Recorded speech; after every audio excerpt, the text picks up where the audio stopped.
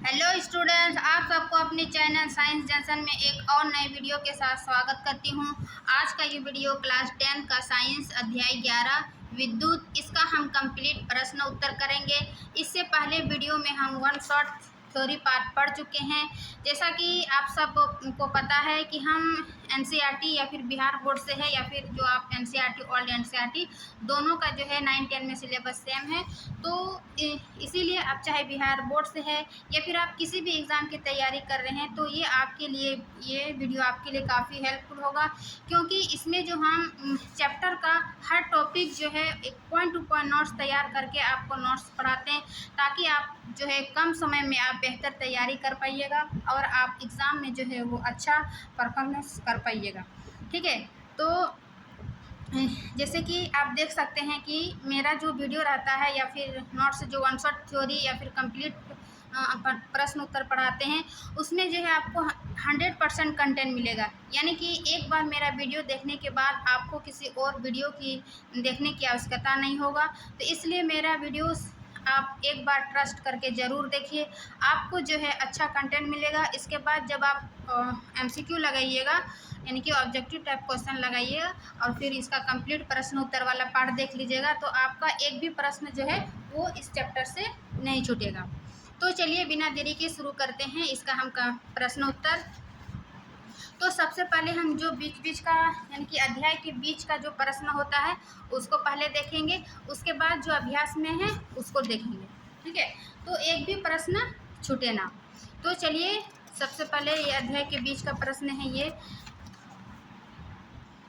ना, page number 222।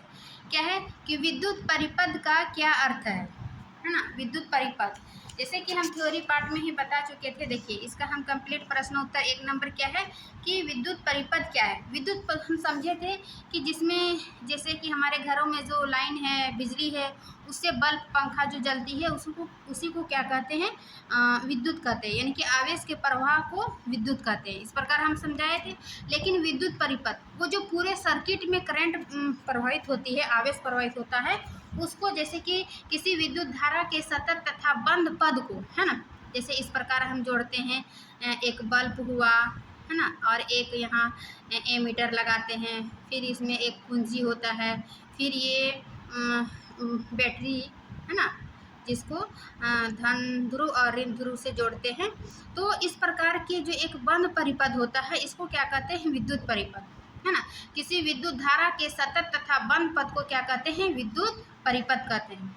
इससे विद्युत धारा प्रभावित हो सकती है, परंतु यदि परिपथ कहीं से टूट जाए तो स्विच ऑफ कर दिया जाए तो विद्युत धारा का प्रवाह बंद हो जाता है। यानी कि यहाँ पर एक स्विच लगा हुआ है, इसको क्या करते हैं, इसको स्विच ऑफ करते हैं तो ये परिपथ बंद हो जाएगा, इसको ऑन करते हैं तो परिपथ में पूरा धारा प्रभावित होगा, है ना।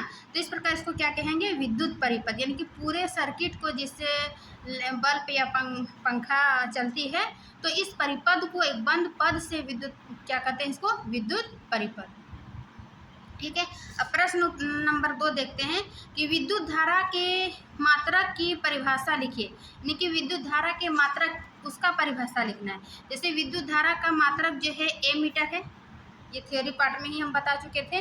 तो विद्युत धारा का ऐसा ही मात्रक देखिए, थ्योरी पार्ट में हम सभी बताएं, लेकिन इसका जो प्रश्न उत्तर रहेगा एक जगह इकट्ठा होगा, इसीलिए हम इसका प्रश्न उत्तर भी लेकर आते हैं, ताकि जो है आप इसका प्रश्न उत्तर बनाइएगा तो आपको खोजने की आवश्यकता न हुई, या फिर आप नोट्स में भी कहाँ पर है उसको भी हम दिखाएंगे। ठीक है, तो विद्युत धारा के ऐसा ही मात्रक क्या है, एमीटर। एमीटर को कैसे डिफाइन करते हैं, यानी कि 1 एम्पियर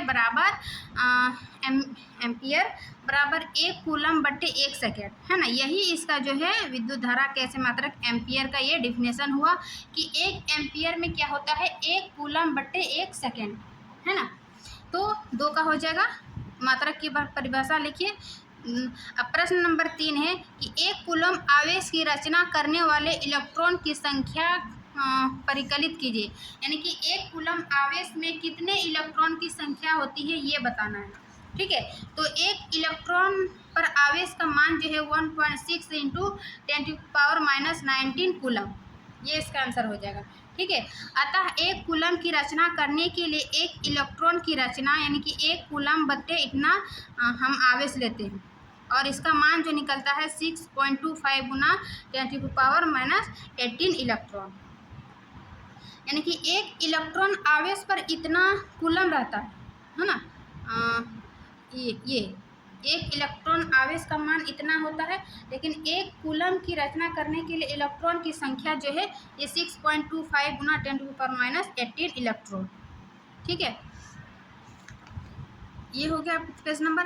अब नेक्स्ट पेज का प्रश्न देखते हैं। सभी पेज का हम प्रश्न उत्तर करेंगे। ठीक है, फिर इस पेज नंबर 224 का देखिए, प्रश्न नंबर 1 है कि उस युक्ति का नाम लिखिए जो किसी चालक के सिरों पर विभवांतर बनाए रखने में सहायता करती है। यानी कि उस युक्ति का नाम लिखना है कि जिससे चालक के सिरों पर विभवांतर बनाए रखने में सहायता करती है। ठीक है, तो इसका आंसर हो जाएगा बैटरी, क्योंकि जो एक या अधिक विद्युत सेलों से बनी होती है जो विभवांतर क्या करते हैं, चालक के सिरों को विभवांतर को बनाए रखने के लिए सहायक होता है ये बैटरी। ठीक है, तो एक का हो जाएगा। उसके बाद 2 नंबर क्या है कि यह कहने का क्या तात्पर्य है कि दो बिंदुओं के बीच विभवांतर 1 वोल्ट है ना। मतलब कि दो बिंदुओं के बीच जो है विभवांतर 1 वोल्ट होगा, तो इसका कहने का क्या तात्पर्य, उसको डिफाइन करें। ठीक है, तो 2 को हम इस प्रकार करेंगे कि जब हम कहते हैं कि दो बिंदुओं के बीच विभवांतर 1 वोल्ट है, तो इसका तात्पर्य यह है कि एक बिंदु से दूसरे बिंदु तक 1 कूलम आवेश ले जाने में 1 जूल कार्य करना पड़ेगा, है ना। एक विभवांतर का अर्थ क्या है कि एक बिंदु से दूसरे बिंदु तक 1 कूलम आवेश को ले जाने में जो है वो 1 जूल कार्य करना पड़ेगा। इसका कहने का 1 वोल्ट कहने का यही अर्थ है कि दो बिंदुओं के बीच विभवांतर 1 वोल्ट हो। ठीक है, ये तो प्रश्न नंबर 2 का आंसर था। अब तीसरा क्या है कि 6 वोल्ट बैटरी से गुजरने वाले हर 1 कूलम आवेश को कितनी ऊर्जा दी जाती है। यानी कि 1 कूलम आवेश और वोल्ट जो है वो 6 वोल्ट है, उसको आवेश की कितनी ऊर्जा दी जाती है ना, यानी W निकालना, ऊर्जा मतलब कार्य। ठीक है, तो देखिए जो पहले दिया हुआ यानी Q बराबर 1 कूलम आवेश और वोल्ट बराबर 6 वोल्ट, तो इसलिए प्रत्येक आवेश को दी गई ऊर्जा बराबर किया गया कार्य, यानी कि कितना कार्य करेगा वही उसका क्या हो जाएगा, ऊर्जा हो जाएगा। तो इसका फॉर्मूला होता है कि Q गुना V, यानी कि आवेश गुना वोल्ट करेंगे तो ये जूल में निकल जाएगा। तो 6 गुना 1 है, तो इस प्रकार इसका आंसर हो जाएगा 6 जूल, है ना। कि 6 जूल यदि 1 कूलम आवेश 6 वोल्ट क्या है, एक कूलम आवेश 6 वोल्ट का बैटरी लगता है तो उसको ऊर्जा 6 जूल लगेगा। ठीक है, 6 जूल। तो ये थी पेज नंबर 224 का। अब नेक्स्ट पेज का प्रश्न उत्तर देखते हैं।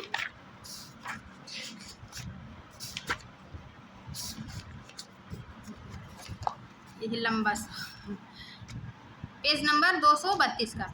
इसका प्रश्न क्या है कि किसी चालक का प्रतिरोध किन कारकों पर निर्भर करता है। किसी चालक का प्रतिरोध, है ना। तो इसका हम थ्योरी पार्ट में बताए थे कि चालक का प्रतिरोध जो है वो किन किन कारकों पर निर्भर करता है। तो यहाँ पर देखिए प्रश्न नंबर 1 का उत्तर, है ना, कि वे कारक जिन पर एक चालक का प्रतिरोध निर्भर करता है। ठीक है, क्या है कि एक है कि चालक की लंबाई के समानुपाती होता है। ठीक है, पहला पॉइंट। फिर है दूसरा, अनुप्रस्थ काट के क्षेत्रफल के व्युत्क्रमानुपाती होता है। इसका मतलब क्या होता है हम इसका थ्योरी पार्ट में बता चुके हैं। जिसने थ्योरी पार्ट नहीं देखे हैं वह एक बार थ्योरी जरूर देख लीजिए, उसके बाद जो है आपको प्रश्न उत्तर करने में बहुत आसानी होगा। ठीक है, तो चालक की लंबाई के समानुपाती होता है, अनुप्रस्थ काट के क्षेत्रफल के व्युत्क्रमानुपाती होता है। फिर तीसरा है कि ताप के समानुपाती होता है। मतलब कि शुद्ध धातुओं का प्रतिरोध ताप बढ़ाने पर बढ़ता है तथा ताप कम करने पर कम होता है, इसलिए बोल रहा है कि ताप के समानुपाती होता है। फिर इसका चौथा गुण है कि पदार्थ की प्रकृति पर भी निर्भर करता है। प्रकृति मीन्स जैसे निक्रोम के तार का प्रतिरोध जो है वो कॉपर के तार के लगभग 60 गुना अधिक है। तो इससे यह पता चलता है कि प्रतिरोध जो है वो पदार्थ की प्रकृति पर भी निर्भर करता है। तो इस प्रकार जो प्रतिरोध चालक का प्रतिरोध है ये 4 कारकों पर निर्भर करता है। तो यहाँ पर भी प्रश्न नंबर 1 था कि किन कारकों पर निर्भर करता है, तो ये 4 कारक लिख देना है। ठीक है। अब हम प्रश्न 2 देखते हैं कि समान पदार्थ के 2 तारों में यदि एक पतला तथा दूसरा मोटा हो तो इनमें से किसमें विद्युत धारा आसानी से प्रभावित होगी, जबकि उन्हें समान विद्युत स्रोत से संयोजित किया जाता है, क्यों? यानी कि एक मोटा तार है और एक पतला तार है। यहाँ पर पूछ रहा है कि किसमें विद्युत धारा आसानी से प्रभावित होगा, जबकि दोनों में जो है विद्युत स्रोत संयोजित एक ही है। ठीक है। कितना है? 2 नंबर। तो इसका आंसर हो जाएगा 2 का, सॉरी 1 मिनट, 2 नंबर क्या लिखिए, क्योंकि चालक का जो प्रतिरोध है वो 4 कारकों पर निर्भर करता है। अभी हम बताएं उन्हीं कारकों में एक है कि चालक का प्रतिरोध उनके अनुप्रस्थ काट के क्षेत्रफल के व्युत्क्रमानुपाती होता है, अभी जो हम बताएं, है ना। तो यही लिखना है कि चूंकि चालक का तार का प्रतिरोध उसके अनुप्रस्थ काट के क्षेत्रफल के व्युत्क्रमानुपाती होता है, अर्थात प्रतिरोध जो है वो 1/a यानी कि क्षेत्रफल, ये r प्रतिरोध और 1/क्षेत्र उसके क्या है, ये व्युत्क्रमानुपाती। चूंकि मोटे तार के अनुप्रस्थ काट का क्षेत्रफल अधिक है, यहाँ पर क्या पूछ रहा है कि मोटे तार के अनुप्रस्थ काट का क्षेत्रफल अधिक है, अतः मोटे तार का प्रतिरोध पतले तार के प्रतिरोध की अपेक्षा कम होगा। इसलिए मोटे तार में जो है इलेक्ट्रॉन मतलब विद्युत धारा आसानी से प्रभावित होगा। इसका क्या अर्थ है कि व्युत्क्रमानुपाती में इसका जो प्रतिरोध बढ़ेगा तो इसका क्षेत्रफल अधिक होगा तो प्रतिरोध कम होगा, इसका अर्थ यही है। तो इसीलिए मोटे तार के जो है अनुप्रस्थ क्षेत्रफल अधिक होगा, तो अतः मोटे तार का प्रतिरोध जो है पतले तार के प्रतिरोध की अपेक्षा कम होगा। इसीलिए मोटे तार में इलेक्ट्रॉन आसानी से प्रभावित होगा, क्योंकि ये प्रतिरोध के किन कारकों पर निर्भर करता है उससे ये हम डिफाइन कर सकते हैं कि R जो है व्युत्क्रमानुपाती होता है 1/a, है ना, उसका क्षेत्रफल से। तो ये 2 नंबर का हो जाएगा। अब तीसरा नंबर क्या है कि मान लीजिए कि किसी विद्युत अवयव के, ठीक है, किसी विद्युत अवयव के 2 सिरों के बीच विभवांतर जो है उस विभवांतर को उसके पूर्व के विभवांतर की तुलना में घटाकर आधा कर देने पर भी उसका प्रतिरोध जो है वो नियत रहता है। यानी कि जो उसका पहले का प्रतिरोध है उसका तुलना करके आधा कर देने पर भी जो है उसका प्रतिरोध नियत रहता है। अब उस अवयव से प्रभावित होने वाली विद्युत धारा में क्या परिवर्तन होगा, है ना, पहले और अभी का तुलना करके बताना है कि विद्युत धारा में जो परिवर्तन हुआ वो क्या है, क्या परिवर्तन होगा, है ना। तो इसको सूत्र से यानी कि फॉर्मूला से इसको डिफाइन करेंगे कि चूंकि R बराबर जो होता है V/I, यानी कि इसका ओम थ्योरी में जो है इसका ओम के नियम से हम पढ़े थे, है ना, उसी से ये R बराबर ये निकला।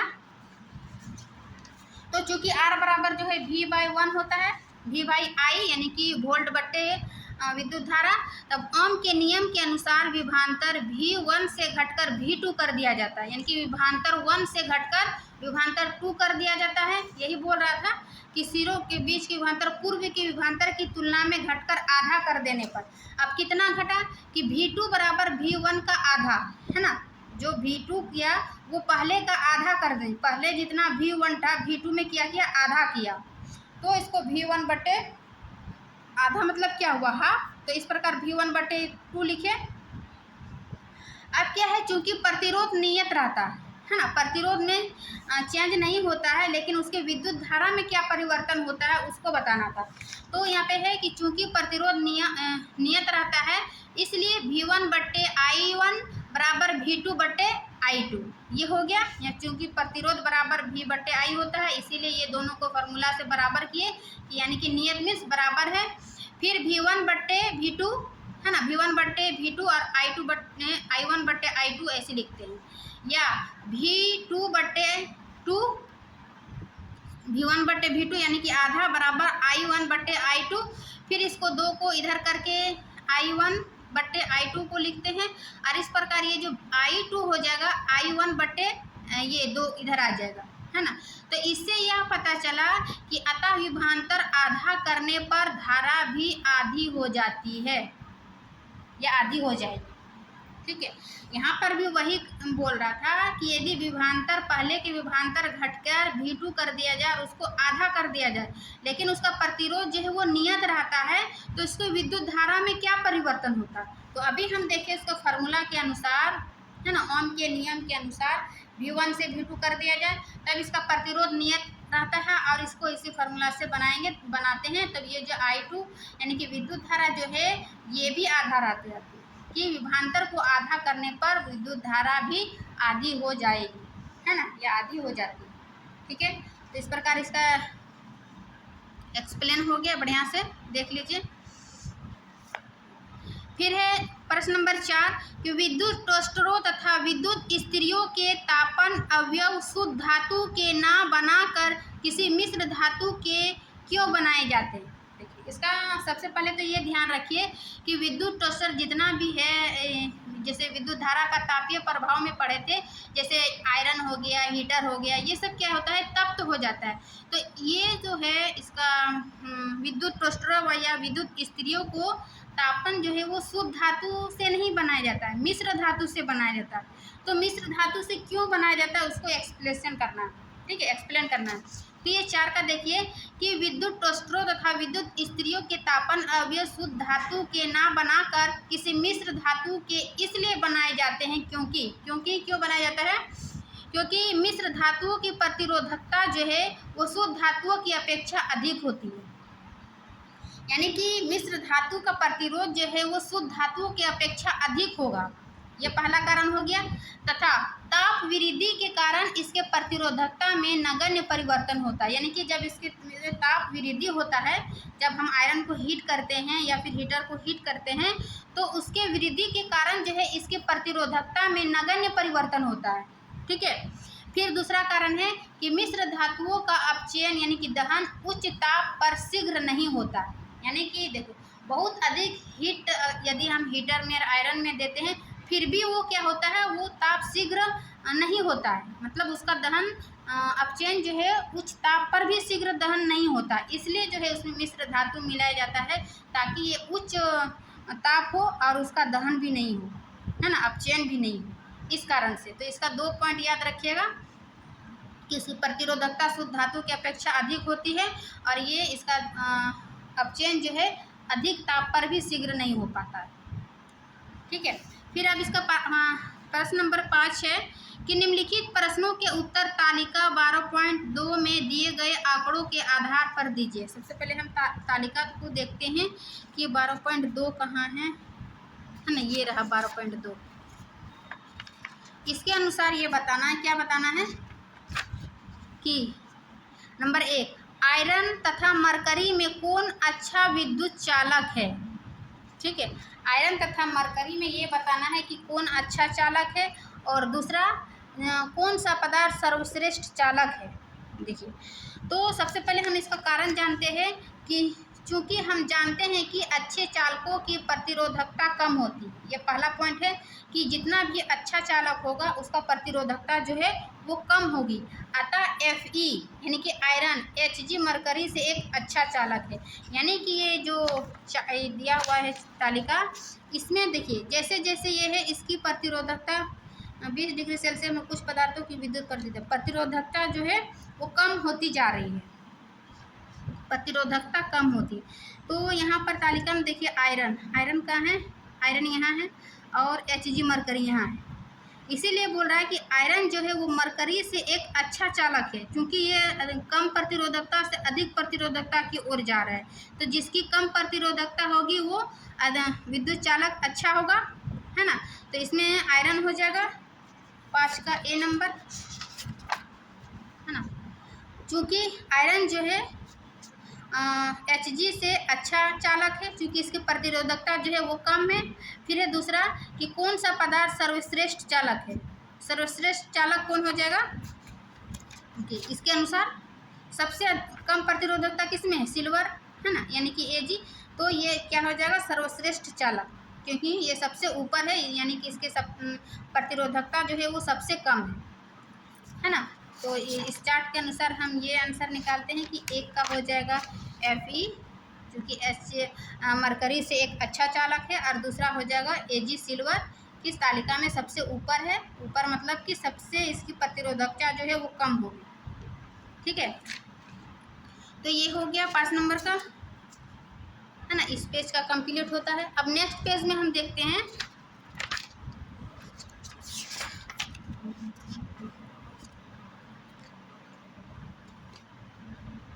इस पेज का, पेज नंबर 237 क्या है कि किसी विद्युत परिपथ का व्यवस्था आरेख खींचिए जिसमें 2 वोल्ट के 3 सेलों की बैटरी, एक 5 ओम प्रतिरोधक, एक 8 ओम प्रतिरोधक और एक 12 ओम प्रतिरोधक तथा एक प्लग कुंजी की सभी श्रेणी क्रम में संयोजित कीजिए।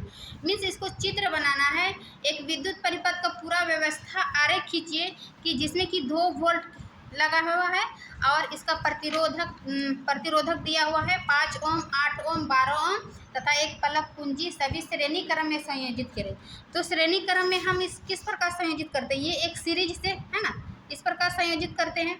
तो देखिए R1 बराबर 5 ओम, R2 बराबर हम 8 ओम लेते हैं और R3 बराबर 12 ओम, जो कि यहाँ पर दिया हुआ। अब प्रत्येक में जो है वो 2 वोल्ट खींचे, तो इसमें हो जाएगा वोल्ट बराबर 2 वोल्ट 2 वोल्ट करके 6 वोल्ट हो जाएगा, है ना, विभवांतर। श्रेणी क्रम और समानांतर क्रम में क्या अंतर है वो हम थ्योरी पार्ट में बता चुके हैं, इसका किस प्रकार फॉर्मूला बनता है। तो ये इसका सिर्फ एक परिपथ हो गया, यानी कि इसमें स्विच ऑन लगाएंगे, बैटरी लगाएंगे, है ना, ये यहाँ पर ए लगा देंगे, तो एक पूरा सर्किट बनाना था, तो इसका एक का यही हो जाएगा। अब दूसरा नंबर क्या है कि प्रश्न 1 का परिपथ दोबारा खींचिए तथा इसमें प्रतिरोधक को से प्रभावित विद्युत धारा को मापने के लिए ए मीटर तथा 12 ओम के प्रतिरोधक के सिरों के बीच विभवांतर मापने के लिए वोल्ट मीटर लगाइए। ए मीटर तथा वोल्ट मीटर में क्या पाठ्यांक होंगे। देखिए परिपथ यही था, लेकिन उसमें ए मीटर और वोल्ट मीटर लगाइए, और उसका ए मीटर का पाठ्यांक क्या होगा और वोल्ट मीटर का पाठ्यांक क्या होगा उसको गणना करना है। ठीक है, 2 का। तो सबसे पहले हम उसी फिगर को बना लेते हैं ताकि हमको समझने में आसानी हो। ठीक है, यहाँ पर ये बनाएं 5 ओम, 8 ओम, 12 ओम और एक वोल्ट मीटर लगाएं और ए मीटर लगाएं। अब इसका पाठ्यांक को क्या करेंगे, गणना करेंगे। तो चूंकि यहाँ ए को श्रेणी क्रम तथा वोल्ट मीटर को 12 ओम के प्रतिरोध के पार्श्व क्रम में संयोजित किया जाता है, यानी कि पहले जो है उसको हम श्रेणी क्रम में सिर्फ संयोजित किए थे इस फिगर में। ठीक है, लेकिन यहाँ पर एक जोड़ा है, देखिए यहाँ पर सिर्फ श्रेणी क्रम में जोड़े, लेकिन यहाँ पर एक वर्ड जोड़ दिया है कि 12 ओम के प्रतिरोधक के सिरों के बीच विभवांतर मापने के लिए। तो विभवांतर मापने के लिए 12 ओम के प्रतिरोधक को हम यहाँ पे श्रेणी क्रम, इस पार्श्व क्रम में संयोजित करेंगे, मीन्स समानांतर क्रम को। ये पार्श्व क्रम को समानांतर क्रम संयोजन भी कहते हैं। ठीक है, तो इस प्रकार बैटरी का कुल विभवांतर जो होगा वही 6 हो जाएगा, यानी कि 3 प्रतिरोधक, 3 गुना प्रत्येक में क्या है 2 वोल्ट, तो 3 दूनी 6 यानी कि 6 वोल्ट हो जाएगा। अब R1 जो है, R1 कुल प्रतिरोधक जो है इसका श्रेणी क्रम का R1 जोड़ R2 प्लस R3 यानी कि 25 ओम हो जाएगा, है ना, सभी को जोड़ दिए। अब ए मीटर का पाठ्यांक ज्ञात करने के लिए ए मीटर का पाठ्यांक बराबर परिपथ में प्रभावित धारा। ठीक है, परिपथ में प्रभावित धारा क्या होगा, वोल्ट बट्टे आई, यानी कि आई बराबर V/R, ये वोल्ट बट्टे प्रतिरोध। तो इसका वोल्ट कितना था, विभवांतर 6 और ये इसका आर कितना निकला 25, तो इसको हम जब भाग देंगे तो ये निकलता है 0.24, है ना। तो ये ए मीटर निकल गया, क्योंकि ए मीटर का पाठ्यांक बराबर क्या होगा, जितना भी परिपथ में विद्युत धारा प्रभावित होगा वो उसका ए मीटर होगा। तो इसका ए मीटर ये निकल गया। अब वोल्ट मीटर का पाठ्यांक, प्रश्न भी वही पूछा था ना कि ए मीटर तथा वोल्ट मीटर के पाठ्यांक क्या होंगे। तो ए मीटर का हम निकाले, अब क्या निकालेंगे, वोल्ट मीटर का पाठ्यांक।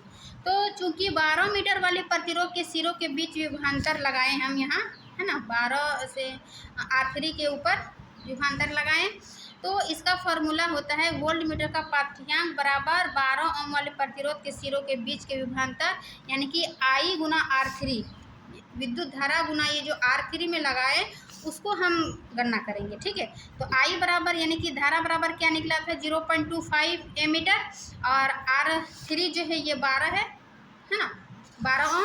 तो इससे गुना कर देंगे तो ये निकलेगा 2.88 वोल्ट, है ना, ये वोल्ट। तो इस प्रकार दोनों का पाठ्यांक ये निकला एमीटर का, और वोल्ट मीटर का ये 2.88 वोल्ट निकला, है ना। तो इस प्रकार इसको गणना करेंगे। सबसे पहले ये परिपथ बनाइए, परिपथ के बाद इसको विभवांतर और ये आर निकाल लीजिए, उसके बाद आई को फॉर्मूला बैठा के आई निकाल लीजिए, उसके बाद फिर वोल्ट मीटर का आई गुना R3 करके इस प्रकार इसका मान निकाल लेंगे। ठीक, तो ये इस पेज का ये भी खत्म होता है। अब नेक्स्ट पेज का प्रश्न उत्तर देखेंगे। इसमें थ्योरी वाला से ज़्यादा प्रश्न उत्तर है। क्या है प्रश्न नंबर 1 कि जब 1 ओम तथा 10⁻6 ओम, फिर है दूसरा कि जब 1 ओम तथा 10⁻3 ओम तथा 10⁻6 ओम के प्रतिरोध पासर क्रम में संयोजित किए जाते हैं तो इनके तुल्य प्रतिरोध के संबंध में आप क्या निर्णय करेंगे। यानी कि 2 ओम दिया हुआ, 1 ओम का 10⁻6 और 1 ओम से 10⁻3 तथा 10⁻6 के प्रतिरोध पासर क्रम यानी कि समानांतर क्रम में संयोजित किए जाएंगे तो इनके तुल्य प्रतिरोध के संबंध में आप क्या निर्णय करेंगे, यानी इसका तुल्य प्रतिरोध क्या होगा, है ना। तो आइए इसका गणना करते हैं। देखिए, यदि R1, R2, R3 तथा पासर क्रम में संयोजित किए जाते हैं तब इनके तुल्य प्रतिरोध का मान, क्योंकि ये क्या है पासर क्रम यानी समानांतर क्रम में है, तो इसको इस प्रकार कुल प्रतिरोध को इस प्रकार लिखते हैं 1/R1 + 1/R2 + R/3, है ना, अनंत। अब ए नंबर में क्या है, R1 बराबर 1 ओम रख रखते हैं और R2 बराबर 10⁻6 ओम। ए नंबर में एक ओम है और एक 10⁻6 ओम है ना। प्रश्न के अनुसार ही हम बनाएंगे। तो इसका तुल्य प्रतिरोध जो हैगा 1/R1 + 1/R2। ठीक है, तो इसका R1 बराबर क्या है 1 ओम, तो 1/1, और R2 बराबर क्या हो जाएगा 10⁻6 यानी कि इस पर हो जाएगा 6 जीरो, 1 पे पावर ये यहाँ पे लिखे 1/1 + 1 पे पावर ये 6 जीरो। अब इसको हल करते हैं, है ना, लघुत्तम लेके इस प्रकार हल करते हैं तो इसका निकलता है इतना, इकाई, दहाई, सैकड़ा, हजार, 10,000, लाख, 10 लाख, है ना, 10 लाख बटे इतना। इससे क्या पता चलता है कि यानी R1 कुल प्रतिरोध, आरपी क्या हो जाएगा, कुल प्रतिरोध का मान हो जाएगा 1 से क्या हो जाएगा, एक बड़ा है प्रतिरोध छोटा है, इतना को जब हम भाग देंगे तो ये 1 का मान से कम निकलेगा। तो यही बोल रहा था कि चूंकि प्रतिरोध का मान जो है वो 1 से कम होगा। अब दूसरा निकालते हैं क्या होता है। अब दूसरा क्या था कि 1 ओम और 10⁻3 तथा 10⁻6 यानी 3 है। बी में क्या है, कुल प्रतिरोध एक ओम है, एक 10⁻3 है, एक 10⁻6 है। ठीक है, तो इसका तुल्य प्रतिरोध होगा, क्योंकि समानांतर श्रेणी है तो इसको समानांतर श्रेणी का सूत्र लिखेंगे, फिर इसको बैठाएंगे 1/1, 1 पे पावर 1/10⁻3 + 1/10⁻6। ठीक है, यानी कि ये 3 जीरो हो जाएगा इस प्रकार, फिर इसमें 6 जीरो हो जाएगा, और जब इसको हल करेंगे तो इस प्रकार इसका हल निकलेगा इतना बट्टे इतना, यानी कि इसमें भी जो है वो तुल्य प्रतिरोध 1 का मान से कम निकलता है दोनों में। तो इसलिए क्या इसका क्या बोल रहा था, इनके तुल्य प्रतिरोध के संबंध में आप क्या निर्णय करेंगे, यानी क्या निकला दोनों के बीच जब हम इसका तुल्य प्रतिरोध किए। तो अतः पासर क्रम में यानी कि समानांतर क्रम में तुल्य प्रतिरोध का मान जो है वो संयोजन से जुड़े अल्पतम प्रतिरोध से भी कम होता है। दोनों में हम क्या निकालें कि जितना दिया हुआ है उससे जो है प्रतिरोध से कम मान निकलता है, यानी कि 1 से कम मान निकला दोनों में जब इसका हम संयोजन के तुल्य प्रतिरोध का मान निकाले तो। ठीक है, इसका क्या निर्णय निकलता है वही पूछ रहा था। तो इसका ये कंप्लीट एक्सप्लेनेशन हो गया। सबसे पहले हम ए का मान को समानांतर क्रम में बनाएंगे, उसके बाद फिर बी के मान को समानांतर क्रम में बैठा के दोनों देखें कि एक का मान जो है 1 से कम मान निकलता है आरपी का। ठीक है, अब प्रश्न नंबर 2 है कि 100 ओम का एक विद्युत लैंप 50 ओम का एक विद्युत टोस्टर तथा 500 ओम का एक जल फिल्टर 220 वोल्ट के विद्युत स्रोत के पाशर क्रम में संयोजित है। उस विद्युत स्त्री का प्रतिरोध क्या है जिससे यदि समान स्रोत के साथ संयोजित कर दे तो वह उतनी ही विद्युत धारा लेती है जितनी 3 युक्तियों लेती है। यह भी ज्ञात कीजिए कि इन विद्युत स्त्री से कितनी विद्युत धारा प्रभावित होती है। ठीक है, देखिए इसमें सबसे पहले जो दिया हुआ है उसको मान लिखिए, उसके बाद जो है बनाने में आसानी होगा। R1 बराबर क्या दिया हुआ है, सबसे पहले लिखते हैं 100 वोल्ट, फिर R2 बराबर 50 ओम, R3 बराबर 500 ओम, और वोल्ट क्या दिया हुआ है 220 वोल्ट। ठीक है, तो वोल्ट भी लिख लेते हैं 220 में। अब क्या है, किसमें संयोजित किया है, स्रोत को पाशर क्रम में। ठीक है, यानी कि समानांतर क्रम में संयोजित करने पर उस विद्युत धारा लेती है। ठीक है, पाशर क्रम संयोजित विद्युत धारा का प्रतिरोध क्या होगा, सबसे पहले हम इसका प्रतिरोध निकालेंगे, उसके बाद प्रतिरोध निकाल के संयोजित कर दे तो उतनी ही धारा लेते जितनी युक्तियाँ लेती। फिर यह भी ज्ञात कीजिए कि विद्युत स्त्री में कितनी विद्युत धारा प्रभावित हो रही है ना, कि कितनी विद्युत धारा, सबसे पहले इसका प्रतिरोध निकाल के उसका फिर आई निकालेंगे कि कितनी विद्युत धारा प्रभावित हो रही है। तो चाहिए सबसे पहले हम इसका ले लिए R1 बराबर 100 ओम, फिर R2 बराबर 50 ओम, R3 बराबर 500 ओम। क्योंकि R1, R2 तथा R3 जो है वो पाशर क्रम में संयोजित है, इसलिए इसका तुल्य प्रतिरोध क्या होगा 1/R1 plus 1/R2 plus 1/R3। ठीक है, अब इसको मान बैठा देंगे, R1 बराबर 100, R2 बराबर 50, R3 बराबर 500 दिया। इसका मान बैठा के इसको हल करते हैं तो 16/500 आता है। अब तो ये तो भिन्न का जोड़ जैसा है, क्लास 10th में है तो आप इतना सा तो बना ही सकते हैं। यदि हम जोड़ने लग जाए, गुना करेंगे, भाग करेंगे तो वीडियो जो है वो काफ़ी लंबा हो जाएगा, इसीलिए आप इसको खुद से सॉल्व करके ये 16/500 ओम आया। अब 16/500 यानी कि 1 जो है RP, तो इसको RP निकालेंगे यानी कि कुल तुल्य प्रतिरोध निकालेंगे तो ये 500 ऊपर चल जाएगा, 500/16। ठीक है, अब माना कि विद्युत स्त्री का प्रतिरोध R है ना, R जो हम निकाल लिए, जो उसकी उतनी ही विद्युत धारा लेती है जितनी तीनों में दी गई युक्तियाँ लेती है। ठीक है, अब RP बराबर ये मान निकला, इसको जब हम कटाएंगे तो ये 125/4 आएगा, फिर इसको हम भाग देंगे तो 31.25 ओम निकलेगा, यानी कि R का मान फाइनली इतना आया 31.25 ओम।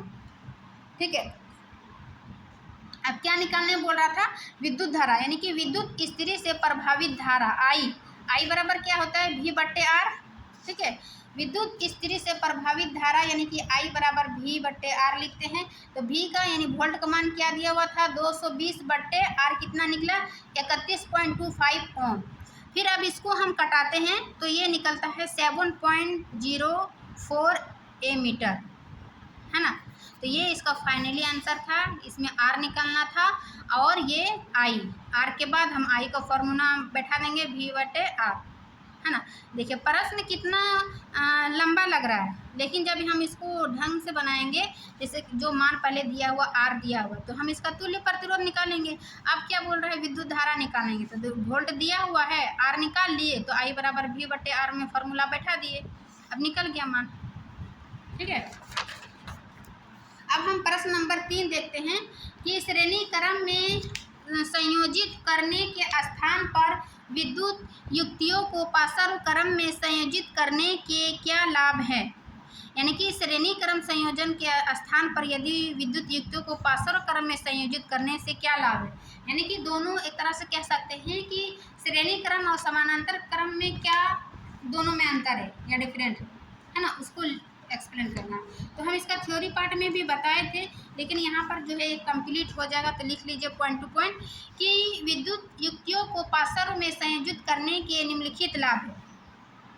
क्या लाभ है, नंबर 1 कि प्रत्येक युक्ति में एक विभवांतर समान होगा तथा युक्तियाँ जो है अपने प्रतिरोध के अनुसार धारा ग्रहण करती है है ना। प्रत्येक पाशर क्रम में बोल रहा है कि विभवांतर जो है वो समान होगा तथा युक्तियाँ अपने प्रतिरोध के अनुसार धारा ग्रहण कर सकती है।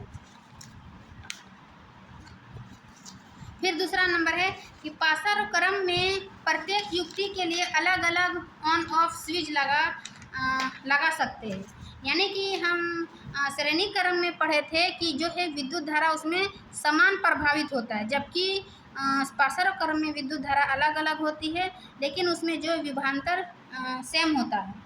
तो श्रेणी क्रम में यही था कि यदि चूँकि विद्युत धारा समान हो था तो एक प्रतिरोध को बंद करने से सभी प्रतिरोध जो है वो बंद हो जाता है, लेकिन पाशर क्रम में प्रत्येक युक्ति के लिए जो है वो अलग अलग स्विच यानी ऑन ऑफ स्विच लगा रहता है। जिसको जो बंद करना होता है उसी को बंद करते हैं और जिसको बंद नहीं करना होता है वो ऑन ही रहता है, ठीक है ना। तो ये इसमें समानांतर क्रम में एक लाभ है।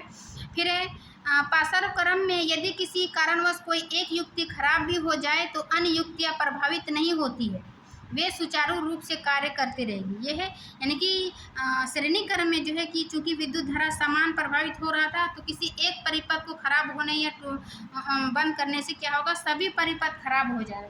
जबकि पाशर क्रम में ऐसा नहीं है, उसमें अलग अलग विद्युत धारा प्रवाहित हो रहा है, उसके लिए अलग अलग स्विच ऑन ऑफ था। तो ये जो है जिसको बंद करना होता है उसी को बंद करते हैं, तो ये सुचारू रूप से कार्य करती है ना। अन्य युक्तियाँ प्रभावित नहीं होती। एक युक्ति को बंद करते हैं तो दूसरा युक्ति जो है उससे कोई प्रभावित नहीं होता है। तो ये इसका है। फिर ये पांचवा पॉइंट कि पाशर क्रम में कुल प्रतिरोध का मान कम होता है, जबकि जिसके कारण धारा का मान बढ़ जाता है। यानी कि समानांतर क्रम में इसका कुल प्रतिरोध का मान जो है वो कम होता है। क्यों? जिसके कारण जो है वो धारा का मान बढ़ जाता है। और श्रेणी क्रम जो है उसके प्रतिरोध का मान ज़्यादा होता है, क्योंकि हाँ इस श्रेणी क्रम में हम इस पर R1 R2 जोड़ते हैं ना, तो ये धारा का मान प्रतिरोध का मान ज़्यादा होता है, जिसके कारण धारा का मान कम होगा। और इसमें पाशर क्रम में प्रतिरोध का मान कम हो जाता है, जिस कारण क्योंकि इसके इस प्रकार बट्टे में लिखते हैं ना, तो इस प्रकार इसका प्रतिरोध का मान जो है कम होगा, जिस कारण ये धारा का मान बढ़ जाता है ना। तो ये इसका एक्सप्लेन था कितना नंबर का, 3 नंबर का। अब हम चौथा नंबर देखते हैं कि 2 ओम 3 ओम तथा 6 ओम के 3 प्रतिरोधकों को किस प्रकार संयोजित करेंगे कि संयोजन का कुल प्रतिरोध जो है वो 4 ओम होगा और 1 ओम होगा। देखिए 3 प्रतिरोध दिया हुआ है, 2 ओम 3 ओम और 6 ओम का। इसको किस प्रकार व्यवस्थित करेंगे, मतलब किस प्रकार श्रेणी क्रम या संयोजन पाशर क्रम किस में व्यवस्थित करेंगे कि इसका प्रतिरोध जो है वो 1 का 4 होगा और 1 2 होगा, ठीक है। तो देखिए हम क्या देखें कि श्रेणी क्रम में जो है जोड़ने से उसका प्रतिरोध का मान अधिक होता है और पाशर क्रम में प्रतिरोध का मान कम होता है, ठीक है। तो उस प्रकार से हम इसको थोड़ा सा फॉर्मूला बेस करेंगे। इसको सबसे पहले R1 R2 R3 लिख लेंगे। अब क्या है R1 R3 को देखिए अगर हम तीनों को जोड़ते हैं 3 2 5 और ये 6 11 हो जाता है, जबकि यहाँ पर 4 और 1 ही दिया है। तो सबसे पहले हम थोड़ा सा माइंड लगाएंगे कि R2 और R3 को पाशर क्रम में संयोजित करने पर तुल्य प्रतिरोध, यानी कि R2 और R3 को, R1 को ये रहने देते हैं श्रेणी में और R2 R3 को क्या करेंगे, उसको पाशर क्रम करेंगे, यानी समानांतर क्रम में करने पर क्या होगा, इसका प्रतिरोध का मान जो है वो कम आएगा और कम करके फिर इसको श्रेणी क्रम में जोड़ देंगे। तो देखते हैं क्या होता है ना। तो सबसे पहले R2 तथा R3 को पाशर क्रम में संयोजित करने पर इसका तुल्य प्रतिरोध क्या होगा, कुल तुल्य प्रतिरोध बराबर R2 प्लस R3, है ना। क्योंकि पाशर क्रम में बट्टे में लिखते हैं तो 1/3 प्लस 1/6 इसका कुल मान जो हो जाएगा, इसको हल करेंगे तो 1/2 यानी कि R का मान जो है वो टोटल 2 निकला। देखो अब जब इसका 2 पूरे परिपथ का निकल गया, अब ये है पहले से 2, R1 2 है, तो जब हम उसको श्रेणी क्रम में जोड़ देंगे तो 2 और 2 4 हो जाएगा। यहाँ पर भी वही पूछ रहा था, प्रतिरोध A का मान 4 होने के लिए क्या करेंगे, तो सबसे पहले R2 R3 को श्रेणी में पाशरों में लेंगे और फिर दोनों को श्रेणी क्रम में जोड़ के ये 4 प्रतिरोध आ जाएगा, है ना। अब क्या करेंगे, R तथा R1 को श्रेणी क्रम में संयोजित करेंगे, वही R1 को और ये जो R निकला उसको श्रेणी क्रम में जोड़ के दोनों को जोड़ देंगे तो ये 4 ओम निकल जाएगा, है ना। अब दूसरा क्या था, 1 ओम करने के लिए, ठीक है। अब 1 ओम करने के लिए क्या करेंगे हम, क्योंकि हम जानते हैं कि पासरों में प्रतिरोध का मान कम होता है, तो सभी को क्या करेंगे, R1 R2 तथा R3 को पासरों क्रम में संयोजित करने पर हमें प्राप्त होगा। जब इसको हम श्रेणी क्रम में करते हैं तो ये 1/2 + 1/3 + 1/4 6 आता है। तो इसको हल करेंगे यानी 6/6 यानी 1/1 यानी R का मान जो है 1 ओम निकल गया, है ना। इस प्रकार देखिए कि थोड़ा सा मतलब फार्मूला का यूज़ करके ये पासर क्रम और श्रेणी क्रम यूज़ करके हम 4 ओम और 1 ओम हम इसका आंसर ला देंगे, है ना। तो सब चीज़ दिया हुआ था, बस हमको इसको 4 ओम और 1 ओम करना था। तो कैसे करना था ये बस, ठीक है। तो ये था प्रश्न नंबर 4 का। अब हम 5 देखते हैं कि 4 ओम, 8 ओम और 12 ओम तथा 24 ओम प्रतिरोध की 4 कुंडलियों को किस प्रकार संयोजित करें कि संयोजन से ए अधिकतम तथा बी जो है वो निम्नतम प्रतिरोध प्राप्त होगा। देखिए अभी हम बताएं कि श्रेणी क्रम में जो है वो अधिकतम प्रतिरोध होगा, क्योंकि उसमें क्या करते हैं, जोड़ते हैं श्रेणी को। और निम्नतम किसमें प्रतिरोध प्राप्त होगा, पासर क्रम में, क्योंकि उसमें क्या करते हैं, बट्टे करके तो उसका भिन्न को जोड़ जब बनाते हैं उसका मान जो है वो कम हो जाता है। अभी हम इसमें जस्ट पीछे का क्वेश्चन में देखें 1 आया, और इसको जब हम श्रेणी करेंगे, श्रेणी क्रम में करते हैं तो इसका मान अधिक होता है। तो यहाँ पर भी वही दिया हुआ था कि सबसे पहले हम क्या दिया हुआ वो लिख लेते हैं, R1 R2 R3 R4 का जो मान है उसको लिख लेते हैं। अब अधिकतम तुल्य प्रतिरोध प्राप्त करने के लिए हम क्या करेंगे, R1 R2 R3 तथा R4 को जो है वो श्रेणी क्रम में संयोजित करेंगे, ठीक है। क्योंकि श्रेणी क्रम में संयोजित करने पर क्या होता है, सभी को जोड़ देते हैं और सभी को जोड़ के क्या निकला मेरा 48 ओम, यानी कि ये अधिकतम प्रतिरोध निकला, ठीक है। दूसरी ओर क्या बोल रहा है कि निम्नतम प्रतिरोध ज्ञात करने के लिए, तो निम्नतम प्रतिरोध के लिए हम सभी को क्या करेंगे, समानांतर श्रेणी क्रम में जोड़ देंगे, यानी कि 1/R1 1/R1 + 1/R2 + 1/R3 + 1/R4। ऐसे करके जब इसको हम हल करते हैं तो 12/24 यानी कि 1/2 यानी इसका कुल प्रतिरोध जो है 2 होता है। देखिए यहाँ पर कितना निकला, श्रेणी क्रम में जोड़े तो 48 ओम, समानांतर क्रम में जोड़े तो ये 2 ओम, तो ये निम्नतम हुआ ना। वहाँ पर यहाँ पर भी वही पूछ रहा था कि अधिकतम और निम्नतम प्रतिरोध प्राप्त हो सके तो किससे, तो अधिकतम प्राप्त करने के लिए हम श्रेणी क्रम में लेंगे और निम्नतम प्रतिरोध प्राप्त करने के लिए हम क्या करेंगे, समानांतर क्रम श्रेणी में जोड़ेंगे, ठीक है। तो इस प्रकार इस पेज का कंप्लीट प्रश्न उत्तर खत्म होता है। अब नेक्स्ट पेज में देखते हैं।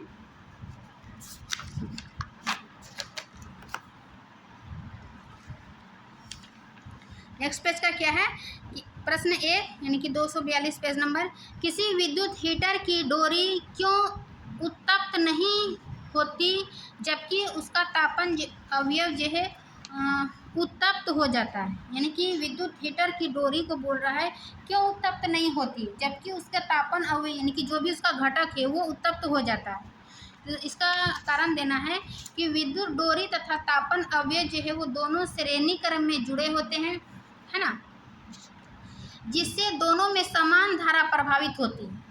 अभी हम देखें कि श्रेणी क्रम में क्या हो रहा था कि समान विद्युत धारा प्रभावित हो रहा था, परंतु डोरी का प्रतिरोध जो है वो अत्यंत कम होता है, जबकि तापन अवयव जो है विशुद्ध रूप से प्रतिरोधक है जिसका प्रतिरोध काफ़ी ज़्यादा होता है। अतः जूल के नियम से जो H यानी कि हीट समानुपाती जो होता है R यानी प्रतिरोध होता है, इसलिए विद्युत स्रोतों की ऊर्जा जो है पूर्ण रूप से ऊष्मा में बदल कर तापन अवयव उद्युक्त हो जाता है, जबकि डोरी के ताप में नगण्य वृद्धि होती है।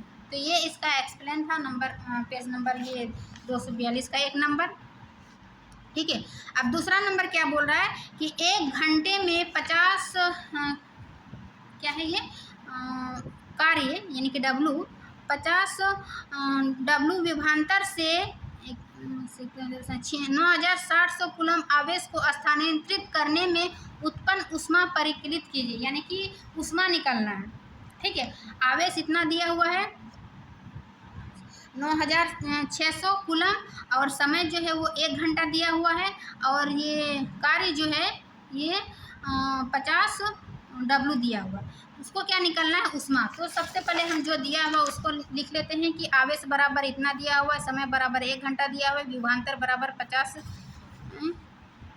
50 क्या है वोल्ट। अच्छा W, नहीं W ये वोल्ट होगा। 1 घंटे में 50 वोल्ट विभवांतर है। अच्छा ये विभवांतर है ना, तो 50 विभवांतर हो जाएगा। और उत्पन्न ऊष्मा, तो ऊष्मा ज्ञात करने के लिए देखो ऊष्मा का फॉर्मूला यानी H बराबर होता है VIT। तो V मेरा मान दिया हुआ 50, T भी बराबर दिया हुआ है, I निकालना है। तो I निकालने के लिए हम इसका क्या फॉर्मूला बताए थे फर्स्ट पेज में ही, यानी कि वो थ्योरी का पार्ट में फर्स्ट पेज में I बराबर क्यों होता है कूलम बट्टे समय यानी Q/T। तो इसको सबसे पहले हल कर लेते हैं। 1 घंटा को सेकंड में करने के लिए 60 × 60 यानी 60 मिनट × 60 सेकंड से करते हैं, तो इसका निकलता है 3600। ठीक है, 3600 सेकंड निकलाता है। अब Q/T इसको हल करते हैं तो ये 2 जीरो कट जाता है, यानी कि I का मान जो है मेरा क्या निकला नहीं देखिए, इसी में हम बैठा दें, या तो आप यहाँ पे हल करके बैठा सकते हैं, या फिर V बराबर 50 लिखे, फिर I का मान यहाँ बैठा के फिर गुना T करते हैं, है ना। समय ये 36 करते हैं, तो ये 36 तो कट जाता है। अब ये दोनों को गुना करके यानी कि 50/ये 96 तो करके ये कितना निकला, इतना जूल, यानी कि 4.8 × 10⁻6 जूल, ये इसका आंसर होता है ना। ये फार्मूला बेस्ड था, क्योंकि हम ऊष्मा बराबर जानते हैं कि VIT होता है, तो V दिया हुआ है, T दिया हुआ है। I निकालने के लिए सबसे पहले Q/T को उससे गुना करते हैं, है ना। Q/T निकाल लेते हैं, फिर इसमें इसका मान बैठा करके इसको हल कर लेते हैं, तो यहाँ क्या निकलता है 4.8 × 10⁻6 जूल। ठीक है, तो ये इसका आंसर हो गया 2 का। अब है 2 का हो गया,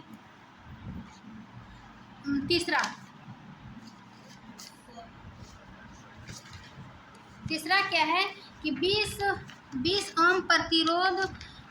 ओम प्रतिरोध की कोई विद्युत स्त्री, ठीक है, 5 एम्पियर विद्युत धारा लेती है, तो 30 सेकेंड में उत्पन्न ऊष्मा परिकलित कीजिए। वही ऊष्मा का फॉर्मूला यानी कि H बराबर VIT, है ना। यहाँ पर प्रतिरोध दिया हुआ है 20 ओम के प्रतिरोध का कोई विद्युत स्त्री 5 एम्पियर विद्युत धारा लेते 30 सेकेंड में विद्युत ऊष्मा परिकलित कीजिए। तो सबसे पहले जो दिया हुआ है, जैसे R बराबर क्या दिया हुआ है 20 ओम, I बराबर 5 एम्पियर और समय बराबर 30 सेकेंड। देखिए H का 3 फार्मूला है, तीनों फार्मूला हम थ्योरी में बताए थे कि H बराबर VIT होता है और H बराबर I² RT होता है, यानी कि जो दिया हुआ है उसके अनुसार फार्मूला बैठाएंगे। जैसे यहाँ क्या दिया हुआ है R दिया हुआ है, तो हम यहाँ R वाला फार्मूला बैठाएंगे, I दिया हुआ है तो I वाला T बराबर देखो H बराबर I² RT, यानी कि तीनों दिया हुआ है, तो हम इस फार्मूला से निकालते हैं, है ना। तो ये क्या हुआ जूल ताप के नियम से ये इसका फार्मूला होता है। तो बस हम क्या करना है, मान बैठाना है, यानी कि I का मान कितना है 5, है ना। तो 5 का स्क्वायर करेंगे, फिर गुना 20, यानी कि R का मान 20, फिर गुना 30 सेकेंड। जब हम सभी को गुना करेंगे तो ये 1500 जूल निकलेगा। ठीक है, 11,000 10,000 यानी कि ये 15,000 जूल निकलेगा, यानी 1.5 × 10⁴ जूल, है ना। इसका जब गुना करके जूल में निकालते हैं तो ये इसका कम आंसर निकल आता है। ठीक है, कुछ नहीं, बस फार्मूला याद मतलब फार्मूला बेस्ड बैठाना था, सबका मान दिया हुआ, बस उसको गुना करना है। ठीक है, तो इस पेज का ख़त्म होता है। फिर हम नेक्स्ट पेज में देखेंगे ये क्या है। देखिए बीच का जो प्रश्न का मतलब अध्याय के बीच का जो प्रश्न था यहाँ पर अंतिम होता है। अब यहाँ से जो है वो अभ्यास प्रश्न उत्तर आ गया, तो अभ्यास का प्रश्न उत्तर हम नेक्स्ट पार्ट 2 में लेकर आएंगे। अभी इतना वीडियो लंबा हो जाएगा। देखिए हम ये वाला सिर्फ हल कर लेते हैं। प्रश्न 1 है, विद्युत धारा द्वारा प्रदत्त ऊर्जा की दर का निर्धारण कैसे किया जाता है, यानी कि विद्युत धारा द्वारा प्रदत्त ऊर्जा की जो दर है उसको कैसे निर्धारित करते हैं, उसका एक्सप्लेन करना है। देखिए तो इसका आंसर हो जाएगा कि किसी विद्युत धारा द्वारा प्रदत्त ऊर्जा की दर विद्युत शक्ति यानी कि P द्वारा निरूपित या निर्धारित करते हैं। तो विद्युत शक्ति बराबर क्या होता है, उपभुक्त विद्युत ऊर्जा बट्टे समय, यानी कि W/T, और W बराबर क्या होता है Q गुना V/T, और इस प्रकार हो जाएगा V बाई, यानी कि V बराबर V गुना I, है ना। ये इसको फार्मूला बेस्ड से मैंने उसको एक्सप्लेन करना है कि कैसे विद्युत शक्ति को निकालते हैं।